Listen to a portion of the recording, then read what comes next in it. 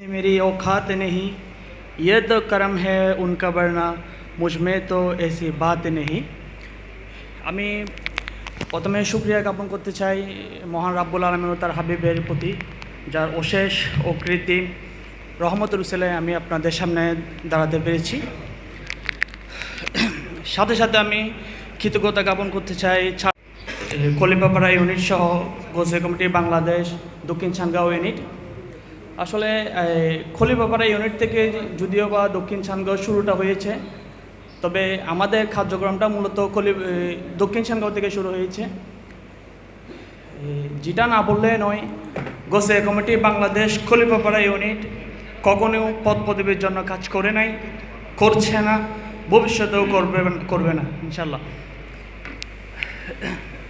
আমাদের এবারের ফিতরা কালেকশন হয়েছে সম্ভবত 34,000 টাকা। আমরা ওয়ার্ড কমিটির নিকট সুন্দরভাবে বুঝিয়ে দিতে পেরেছি। সামনে আশা রাখি আরও অনেক বেশি আমরা উত্তোলন করতে পারবো।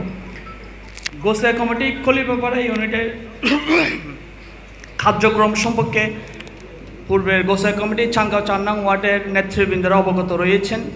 আমাদের কার্যক্রম কীরকম, আমরা কী করতে পারি এবং মানবতার সেবায় আমাদের কতটুকু পরিশ্রম সাফল্য ছানগাঁও 4 নং ওয়ার্ড গোছে কমিটি অবশ্যই অবগত রয়েছেন।